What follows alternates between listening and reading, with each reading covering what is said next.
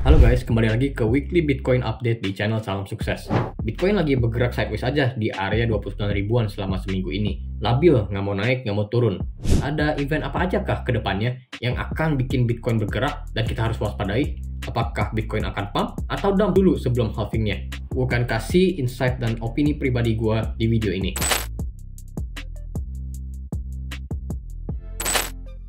Gue mau mention kalau insight gue di sini sifatnya jangka pendek ya. Mungkin berlaku untuk beberapa minggu atau sebulan ke depan doang. Karena secara long term, gue sangat bullish terhadap Bitcoin. Mungkin gue akan buat video alasannya ya, jadi stay tune. Nah, minggu lalu nggak ada update atau berita banyak di market, sehingga Bitcoin sideways saja di area 29.000. News besar terakhir itu tentang hasil FOMC meeting, di mana The Fed menaikkan suku bunga ke 5,5%. Jadi secara teori, aset yang berisiko tinggi seperti kripto harusnya jadi bearish. Di minggu ini ada acara yang menarik nih, yang kita bisa waspadai, yaitu hasil dari Core CPI di hari Kamis tanggal 10 Agustus. Untuk acara-acara penting seperti ini, kalian bisa cek di website investing.com ya. Terus ke Economic Calendar. Core CPI ini adalah singkatan dari Consumer Price Index yang menandakan inflasi di US itu ada di berapa persen sih? Targetnya sih ada di 2% dan inflasi US sekarang ada di 3%. Jadi udah mendekati. Tapi yang lebih diperhatiin oleh market itu adalah core inflation, di mana sekarang masih ada di 4,8%. Jadi masih termasuk tinggi. Perbedaan antara inflasi dan core inflasi itu apa sih? Nah, bedanya adalah inflasi biasa nggak memasukkan data untuk harga energi dan makanan, di mana sebenarnya itu yang lebih penting karena kita menggunakannya setiap hari dan harganya itu masih naik terus sebenarnya. Jadi artinya apa semua ini? Ada kemungkinan besar core inflasi US masih susah turun dan jauh dari target 2%. Sehingga The Fed ada kemungkinan untuk naikin suku bunga lagi tahun ini. Dan yang terjadi adalah dampak negatif ke market kripto. Maka dari itu, hari Kamis ini kemungkinan Bitcoin harganya akan volatile. Jadi waspadalah, mungkin ada fake pump, ada fake dump. Sekarang, ayo kita cek chart Bitcoin. Oke, langsung aja kita mulai ke chart Bitcoin ya. Dan seperti biasa kita mulai dari weekly time frame untuk melihat bigger picture-nya. Nah, di sini menurut gua ada 4 area, 4 key levels yang kita harus perhatiin. Pertama ada resistance di area 32 ribuan. Kemudian ada support pertama, major support di 28.800-700an.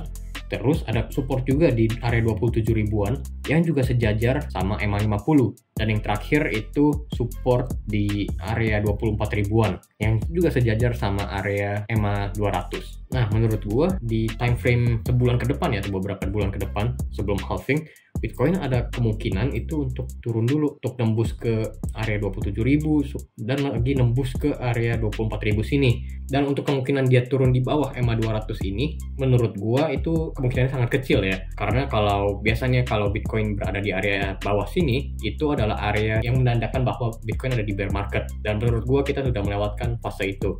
Tapi ada kemungkinan dia menyentuh EMA 200-nya, terus coba retest, terus baru dia lanjut bounce dan naik lagi. Jadi menurut gua masih ada kemungkinan besar dia untuk turun ke area 24 ribuan. Nah, kemudian masuk ke daily time frame. Di sini kita bisa lihat ya kalau Bitcoin itu sebenarnya masih ada di area sideways, di area 28 ribuan dan juga di area 30 ribuan. Dan selama beberapa hari ini, selama 15 hari, Bitcoin itu berada di support EMA 50 dan selalu berada di bawah, kecuali di candle yang ini ya. Lanjutkan pergerakan sideways-nya di sebelah sini dan belum berhasil nembus EMA 50-nya. Nah, dari sini menurut gue ada dua kemungkinan nih. Yang pertama, dia yang pasti menunggu data CPI report nih yang di tanggal 10 ini dan baru dia akan mulai bergerak. Nah, pergerakannya kemana? Ada dua kemungkinan menurut gue. Yang pertama, dia bisa mungkin melanjutkan pump dulu dan retest EMA 50 dan kalau dia berhasil close di atas EMA 50 ini, ada kemungkinan dia untuk melanjutkan kenaikan. Nah, tapi kalau dia selalu gagal dan close di bawah EMA 50 ini, menurut gue dia akan lanjut penurunannya ke area ini nih, EMA 200-nya. Nah, kalau dia naik itu dia mau kemana sih? Kalau dia mungkin melanjut penaikan, kita lihat dari 4-hour time frame ya. Di sini ada menarik nih, ada 2 wicks yang besar, lumayan besar. Dan biasanya kalau di saham yang gue pelajari itu ada namanya sebuah gap ya. Dan kalau di crypto nggak ada gap karena dia marketnya buka 24 jam. Tapi kalau di sini kita bisa lihat nih ada sebuah gap di sini nih. Dan biasanya ketika ada wicks seperti ini, area ini tuh harus ditutupin dulu. Jadi wick ini harus dipenuhin dengan candle. Biasanya sih gitu ya. dan saat ini kan dia kelihatannya lebih dekat untuk ke area bawah sini 28.700. Jadi ada kemungkinan dia turun dulu ke area tersebut baru dia lanjut naik ke area sini. Nah dari sini mungkin ada kemungkinan lanjut naik atau lanjut turun. Nah tapi untuk saat ini menurut gua Bitcoin ada di area sideways yang besar, jadi sebenarnya gua masih ragu dia areanya kemana. Tapi kalau dilihat dari bigger time frame berapa minggu atau bulan ke depan, the bigger picture menurut gua dia pasti lanjut penurunan dulu ke area 24 ribuan sini. Gimana caranya atau kapan gue tidak tahu, tapi menurut gua bigger picture-nya itu ada di 24 ribu sini sebelum lanjut kenaikannya untuk ke all time high ya, untuk halvingnya.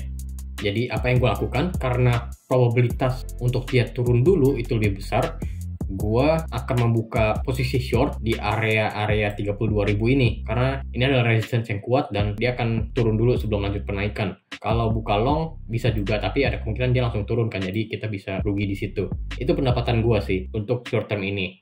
Kalau kalian mau belajar lebih tentang probabilistic trade, kalian bisa belajar di Akademi Crypto, link di deskripsi. Ayo kita lanjut ke liquidity analysis untuk lihat liquidity pool-nya ada di mana aja. Ini ada di time frame 1 bulan supaya kita bisa lihat bigger picture-nya. Dan kita langsung lihat aja area mana yang paling kuning, karena itu area yang paling besar liquidation pool-nya. Dan kemungkinan besar market makers akan ambil liquidation tersebut terlebih dahulu sebelum lanjut kenaikan. Nah, area yang paling kuning ada di 24.000 sini. Lebih kuning dari area lainnya. Artinya banyak orang yang buka posisi long karena mungkin udah pada berasa Bitcoin ada di bull market dan liquidation price-nya pada ada di 24.000. Maka dari itu, ada lebih banyak liquidation di bawah dibanding di atas. Dan gue lebih prefer untuk buka short saat ini untuk beberapa bulan ke depan dibandingin long. Nah, terus di time frame yang lebih besar lagi, di 3 bulan, udah makin jelas kan liquidation pool-nya di mana. Menurut kalian, Bitcoin itu bakal turun dulu, habis itu baru lanjut naik ke all time high, atau Bitcoin langsung naik aja karena udah mendekati halving? Komen di bawah ya. Kalau menurut gue pribadi, akan ada food besar yang akan dump harga Bitcoin terlebih dahulu ke area 24 ribuan. Setelah itu baru kita naik to the moon. Gue pribadi sebenarnya nggak mau buka posisi dulu di futures karena market lagi sideways, belum tahu mau kemana. Tapi salah satu antrian longs gue buat Ethereum kejemput di bawah dengan week kemarin. Kemungkinan besar gue bakal close position ini sebelum hari Kamis ini ya, tanggal 13. Karena bakal volatil banget waktu berita CPI diumumkan. Nah, di time frame 1-2 bulan ke depan, tren yang gue lihat adalah dia mengarah turun dulu sebelum naik. Makanya saat ini gue lebih memilih untuk buka posisi short sebenarnya dibandingin long. Ini beberapa short yang gue udah ngantri ya untuk Bitcoin. Ada di area 30.000 dan ada rencana mau buka di area 32.000 juga untuk posisi short. Gue nggak saranin untuk ikutin gue, dan strategi gue ini bisa gue ubah kapan aja ya. Kalau untuk progress futures wallet gue, sekarang udah jadi 400-an US dollar dari 100 dolar. Lumayan banget, udah naik 4 kali lipat. Dan gue rencana untuk terus update progressnya di channel ini. Kalian juga bisa cuan di crypto futures kalau kalian belajar dari Akademi Crypto seperti gue.